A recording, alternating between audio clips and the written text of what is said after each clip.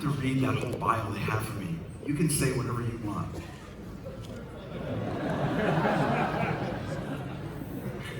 And then he said, no, that's not a good idea.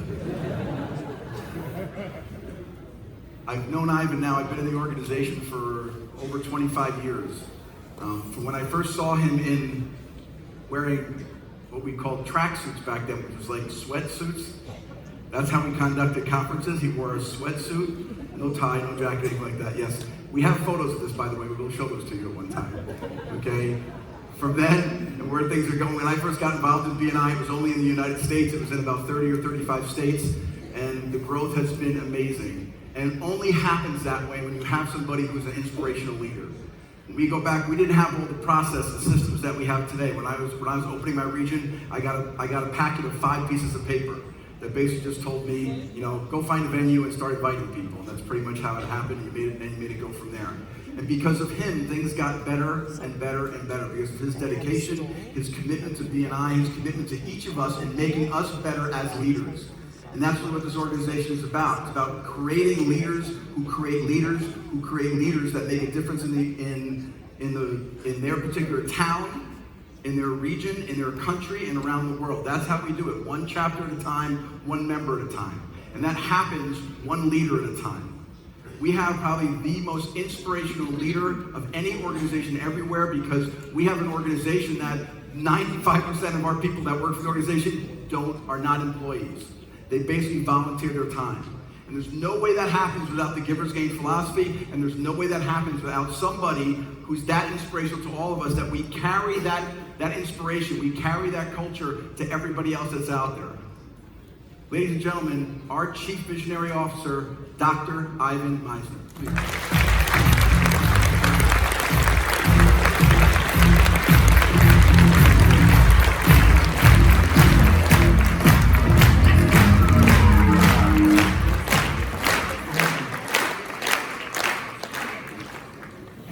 Frank pointed out, I am using my voice a bit. Now, here's the funny thing. Frank said to me, look, why don't you just whisper to me and I'll do your presentation. He said, no guarantees what I'll actually say, but I'll do it for you. Thanks. Love you, man. So, I got a couple of things that I want to talk about administratively, and then I want to do a little vision making with you. I'd like to begin by talking about International Networking Week that will be coming up in February. We have it the first full week in February every year. This year will be the 2nd through the 8th. In 2020, International Networking Week will show the business world how networking can help grow their business. We have a week of special activities, PR, social media, regional events, local events, visitors' days. One of the things that we plan on doing is Graham will be going to 5 cities in 5 days, I believe. 5 cities in 5 days. Miami, Paris, Tel Aviv, Perth, Tokyo. You go to all of those in 5 days? You the man. I'm impressed. That's incredible.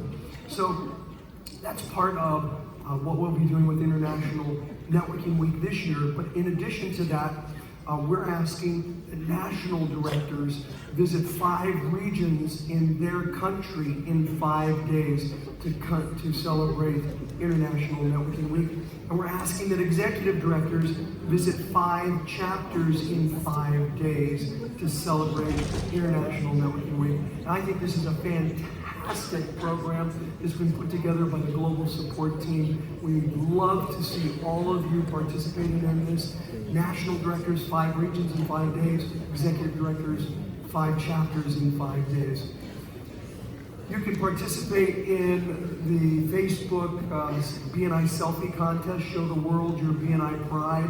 Here's how you participate. Take selfies with as many members as possible. Post them on Facebook with the hashtag INW2020. Get 2 chances to win an iPad. 1 person with the most number of selfies and 1 person chosen at random will win this. I love this concept. This is a great way of getting BNI out there over and over and over again. event in this really fantastic concept of International Networking Week. I'd like to, I want to talk just briefly about the endowment. Kevin and David did that very thoroughly, and I just want to take this moment to thank David and Kevin for all of the work that they now do on the foundation. We really do appreciate you very much.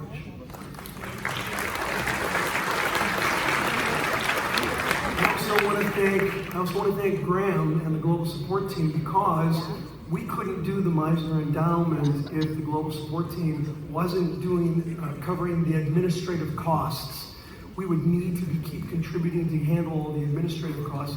So the endowment we're able to do it because BNI Global is doing the administrative costs, and we really appreciate that, the team is great. You know about the Misner Fellow program that we've got. Now, what I forgot to mention is that if you would like to be a Misner Fellow at any one of these levels, 2,500, 5,000, 10,000, we would love for you to go out to the BNI Foundation table and let them know. We've gotten $30,000 or $40,000 in pledges just in the last couple of days, which, as Kevin mentioned, we have $234,000 in hand for the endowment, and another $40,000 or more in pledges. We'd love, I'll tell you, yesterday in Marcia's Dream Big, my dream was that we, for the endowment, have $1 million within the next 2 years to endow the BNI Foundation. You think we can do that? Yeah, I hope so. I think we can do that. That was my dream that Marcia, in the exercise that Marcia did. All right. Now let's talk about BNI and dreaming big with BNI. Before I talk to you about where I see networking going in the long term, I want to talk about something a little bit different to lay out. I want to talk about the concept of disruption. I don't like change. I like the comfort and contentment that comes the successful status quo, which we have. The problem is that a successful status quo is the present. It's built upon a strong past, but it's the present. Unfortunately, the present isn't etched in stone for the future. Whether I like it or not, the future involves change, and change is by nature disruptive. The only thing I hate more than change is failure. And failure is what happens when you're left in the dust when the change crushes the present. In my lifetime, there have been many companies that have been crushed by disruption. The irony is that they could have actually led the disruption. The fact that they were crushed by other companies was because they chose not to lead the disruption.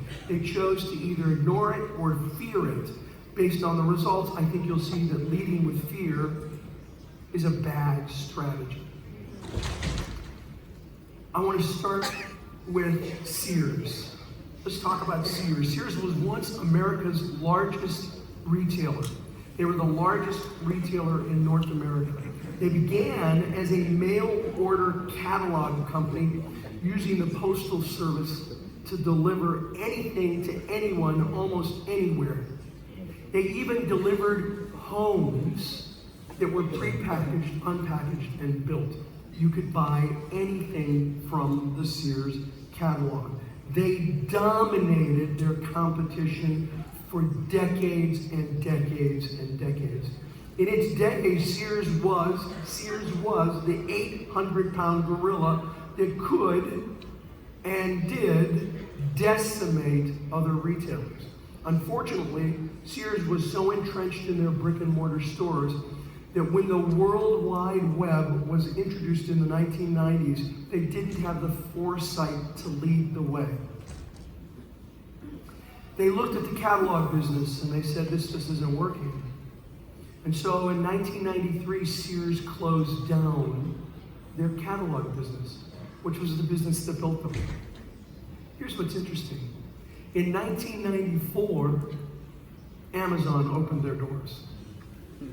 1 year after one company said, this business isn't working anymore, we're going to close it down. Another company says, you know what, I think that business can work, but it would work online.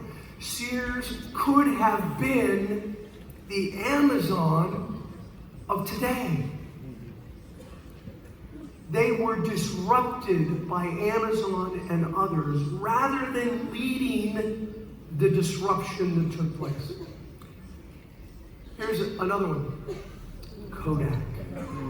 A friend of mine who retired from Kodak many years ago told me that he felt there were few corporate blunders as staggering as Kodak's decision to ignore the digital camera market. Here's the interesting thing.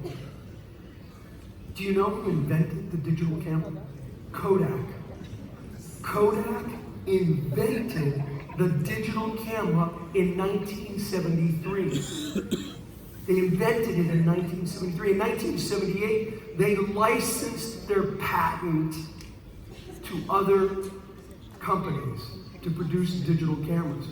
Why would the company that invented the digital camera not pursue that incredible opportunity? The answer to them at the moment was obvious. They didn't want to interfere or disrupt their highly lucrative film processing business. And they didn't think, and this is the thing that was amazing, they didn't think that people would be interested in looking at photos on a computer. How'd that work out for them?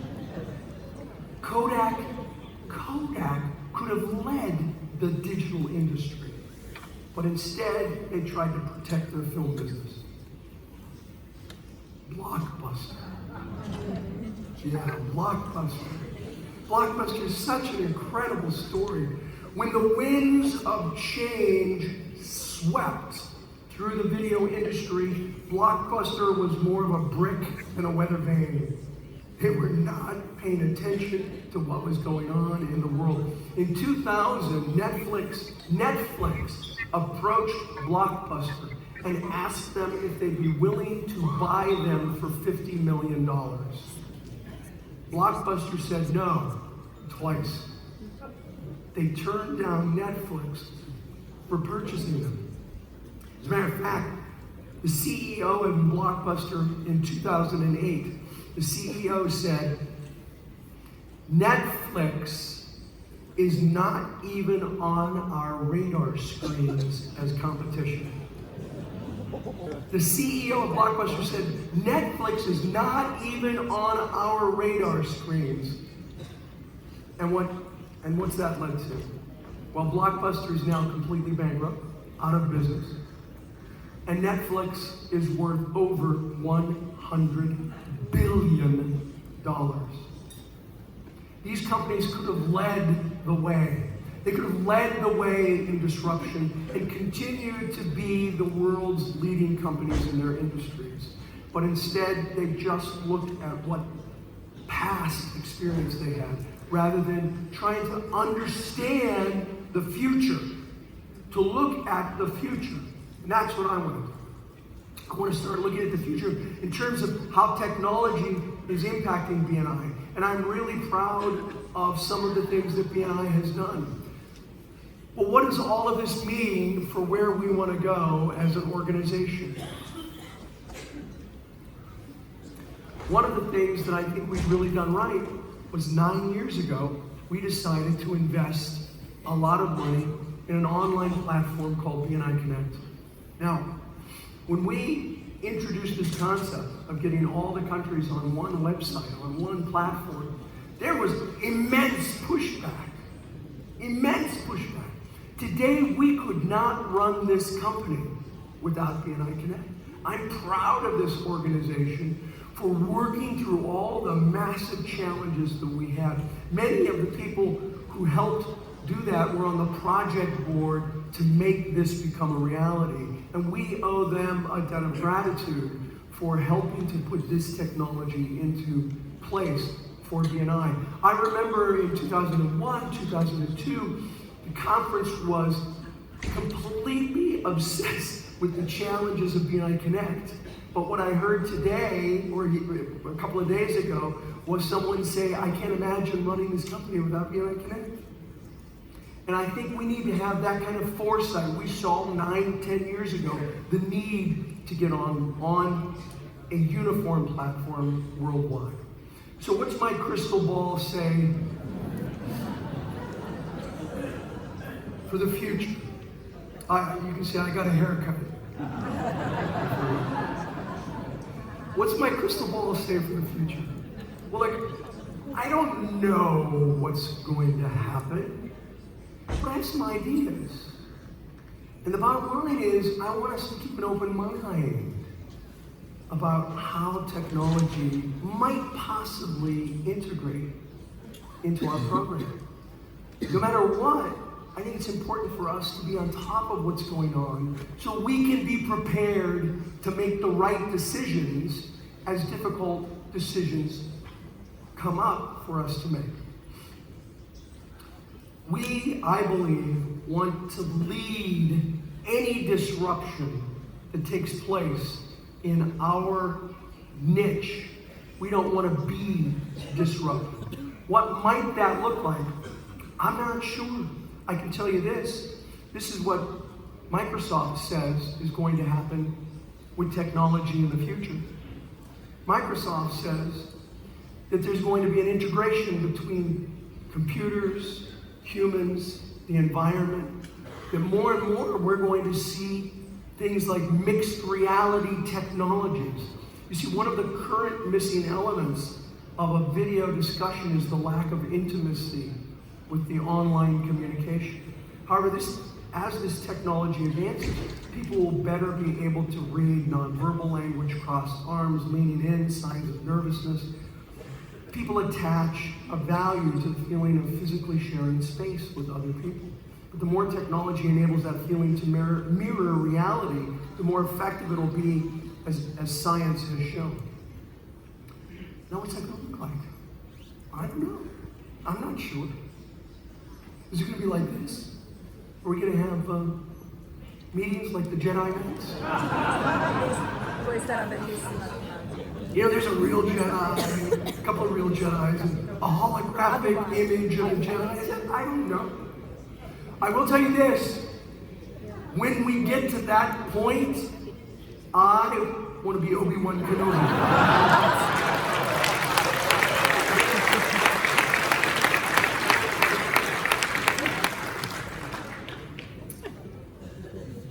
Here's another movie. You know, it's really interesting. Oftentimes movies that take place really predict some element of the future. And I've been looking at movies like Aliens and the military they had there that was so cutting edge in the movie Alien is commonplace today. You look at 2001: A Space Odyssey and having these phone conversations with a screen. And although it wasn't Ma Bell who did it, it's done. These things exist. I don't know that this will happen, but we need to be prepared for where technology takes us in the future. Here's another movie, The Kingsman. Is this the future of our meetings? I don't know. I do know that we need to embrace the technologies as they come out so that we lead disruption and that we're not disrupted.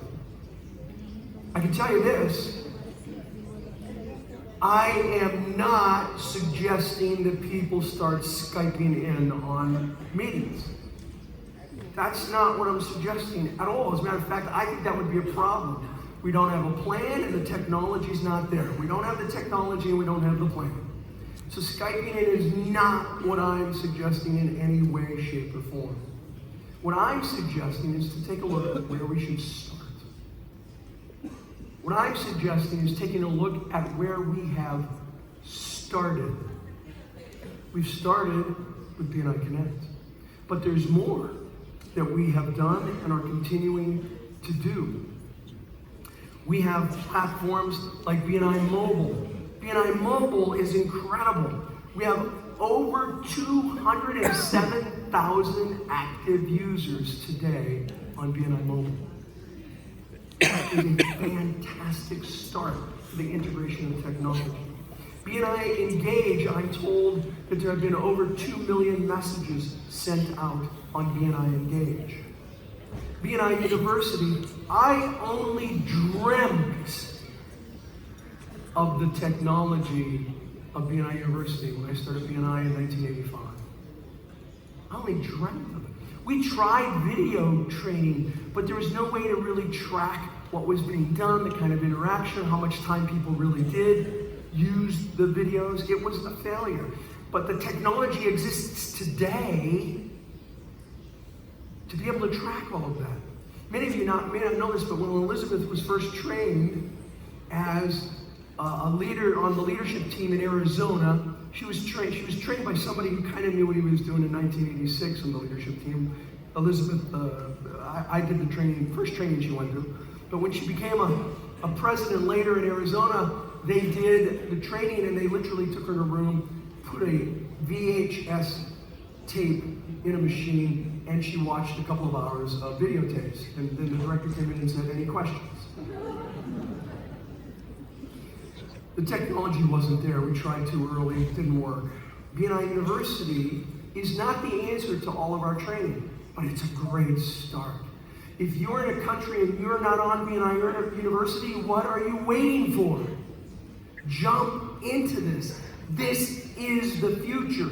If you're worried about online training, I'm here to tell you that horse has left the barn. I have been on boards of trustees for universities, and they are petrified as to what online training is going to do to them. We need to lead the way in technologies like this. I urge everyone to embrace these technologies, because these are the things that are going to lead the country into the next century. This has been our growth over the last 34 years. This is through 2018, to the end of last year.